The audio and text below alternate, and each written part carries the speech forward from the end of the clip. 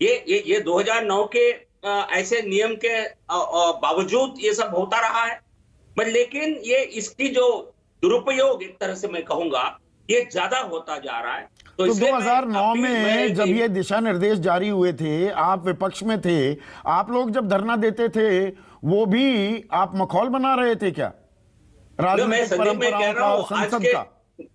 धरने तो सब देते आए हैं विपक्ष। नहीं, बट लेकिन आज नहीं, मैं ये जो फर्क मैं जो बता रहा हूं, जो पहले जो इसकी वायलेशन जो होती थी कभी ना कभी होती थी, आजकल हाउस के अंदर जाकर केवल सिग्नेचर करके ज्यादा धरना पर या बाहर हम थोड़ा हंगामा करें, इस पे ज्यादा पार्टियां जोर दे रही है। ये मैं एक सांसद के नाते मेरा अनुभव रहा है, तो आप पत्रकार के नाते आप अपना अनुभव या मीडिया बता सकती है, बट लेकिन ये परंपरा सही नहीं। अच्छा अरुण जेटली, एक मिनट जीवीएल, आप राज्यसभा में हैं, नेता प्रतिपक्ष थे अरुण जेटली, अब स्वर्गीय हो गए हैं, और नेता प्रतिपक्ष थी लोकसभा में सुषमा स्वराज, वो भी स्वर्गीय हो गई हैं।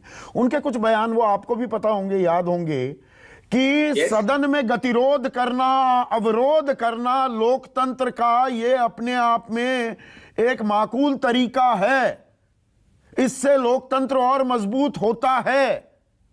ऑन रिकॉर्ड है ये बातें, राज्यसभा और लोकसभा ये एक्सपंज नहीं हुई है। नहीं, देखिए ये हाउस, देखिए लोकसभा राज्यसभा का चेंबर एक विषय है, हम अभी पार्लियामेंट हाउस की बात कर रहे हैं, जो पूरे परिसर की बात कर रहे हैं। लोकसभा चेंबर्स के अंदर भी एक डिसिप्लिन की आवश्यकता है, लेकिन वेल ऑफ द हाउस में जाना मना है। लेकिन तो वेल ऑफ द हाउस में ना जाओ तो संसद के परिसर में जाकर प्रदर्शन किया जा रहा है, उसमें क्या दिक्कत? और आप तो हमारे द्वारा चुने गए हमारे प्रतिनिधि हैं, हमारे प्रतिनिधियों की तो आवाज सुननी चाहिए। आवाज सुनाने का एक तरीका नहीं है क्या धरना देना? नो संदीप जी, उसके लिए जंतर मंतर है, बहुत ज्यादा दूर भी नहीं है। जंतर मंतर में जाइए, बहुत ज्यादा दूर नहीं है। पार्लियामेंट का परिसर, पार्लियामेंट की जो दायित्व है, संसद के नाते हमारे जो दायित्व है, संसद के चेंबर्स के अंदर अपने आवाज का प्रकट करना, देश को और पूरे संसद को अवगत कराना, डिस्कशन करना। केवल धरना देना है तो जंतर मंतर जा सकते हैं, उसमें कौन सी मना है? आज भी आप पत्रकार हैं, मान लीजिए आप एक विजिटर के रूप में आते हैं, आप प्लकार्ड नहीं पकड़ सकते हैं, ये बिल्कुल मना है। कोई विजिटर पार्लियामेंट हाउस के अंदर आता है, कोई प्रोटेस्ट नहीं कर सकता है। बट लेकिन अभी तक जनरली ये 2009 और उसके पहले भी सर्कुलर रहने के बावजूद एक स्पीकर्स ने और चेयरमैन ऑफ राज्यसभा ने एक बड़ा व्यू तो अनुशासित रहना चाहिए, अनुशासित रहना चाहिए सांसदों को। तो ये राष्ट्रपिता महात्मा गांधी की जो प्रतिमा लगा रखी है, जो सबसे बड़े प्रतीक हैं धरना, प्रदर्शन, सत्याग्रह, उपवास के, फिर तो राष्ट्रपिता महात्मा गांधी की प्रतिमा भी थोड़ी बेमानी दिखेगी संसद में कि भाई यहां पर वही चीजें नहीं कर सकते जिन चीजों का इस्तेमाल कर देश को आजादी दिलाई राष्ट्रपिता महात्मा गांधी ने। ये उनके देश के पिता, राष्ट्रपिता का एक तरह से वक्रीकरण है। उनका जो विचार है, उनकी जो पूरे विश्व को उन्होंने जो संदेश दिया है, उसका वक्रीकरण हम ना करें। महात्मा गांधी के उनके उद्देश्य पर चलने के लिए आज भी ये मना नहीं होगा कि जाकर आप खड़े रहेंगे, 5 मिनट निकल जाएंगे, पर लेकिन आप उसको वहां धरना चौक बनाएंगे, रात को वहीं सोएंगे, वहां धरना और ड्रामा करेंगे। संसद इसके लिए नहीं है। ड्रामा क्यों हो जाता है? ये धरना शब्द से थोड़ी सरकार को आजकल बड़ी आपत्ति हो गई है। सांसद भी कि ये ड्रामा करते हैं, नौटंकी करते हैं, किसान आंदोलन करें, धरना दें, ये गैर वाजिब है, इनमें खालिस्तानी आतंकवादी घुस गए, अग्निपथ को लेकर छात्र धरना करते हैं तो उकसावे भड़कावे में आ गए।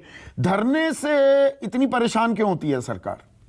अरे देखिए, जो लोकतंत्र को गला दबाया, जिन्होंने इस देश में इमरजेंसी लागू किया, जिन्होंने प्रेस सेंसरशिप लगाया, आज देश की जनता नहीं भूले हैं। तो इसलिए यदि कांग्रेस के नेता और हमारे विपक्ष के नेता आज हम पर इस प्रकार के बिल्कुल बेबुनियाद आरोप लगाते हैं, उनको लगता है बहुत वो राजनीतिक धरना शब्द आते ही कोई प्रदर्शन को सीधे सीधे ये टुकड़े टुकड़े गैंग है ये पाकिस्तानियों के बहकावे में आ गए, ISI का इन पर हाथ रखा हुआ है, कहीं खालिस्तानी, ये शब्द हमने पिछले 2-2.5 साल में बहुत बार सुने हैं ना बीजेपी की तरफ से। गलत तो नहीं कह रहा? नहीं संदीप जी, सुनना भी चाहिए मेरे विचार से। यदि ये सच्चाई है, कोई ISI या चाइना के इन्फ्लुएंस में आकर के देश की राजनीति को प्रभावित करते हैं, कोई आतंकवादी की भाषा भारत में बोलते हैं, कोई नक्सलियों की विचारधारा को पॉलिटिकल मेन स्ट्रीम में ला करके सरकार का विरोध या सरकार की नीतियों की आलोचना सीधे सीधे आजकल देश विरोध कैसे हो रहा है? नहीं, ये हमने कभी नहीं कहा, हमने किसी को ऐसा नहीं कहा। हमारे खिलाफ इस प्रकार का बेबुनियाद आरोप लगाया जाता है। जितना भारतीय जनता पार्टी के सरकार के साथ, जितना हमारे नेताओं के खिलाफ इस प्रकार का शब्दों का दुरुपयोग हुआ है, आज की 75 साल में कभी किसी के खिलाफ नहीं हुआ है। एक्चुअली लोकतंत्र को खत्म करने वाले लोग हमको आज डिक्टेटर कहने की मजा ले रहे हैं, पर लेकिन उनका क्या विचार है देश की जनता पर? यही आरोप तो विपक्ष लगा रहा है कि तानाशाह, जुमला जीवी, जयचंद, अंट-शंट, करप्ट, नौटंकी, डिंडोरा पीटना, कि ये शब्द हम इस्तेमाल करते हैं सरकार को घेरने के लिए, इसीलिए इनको असंसदीय बता दिया, बना दिया।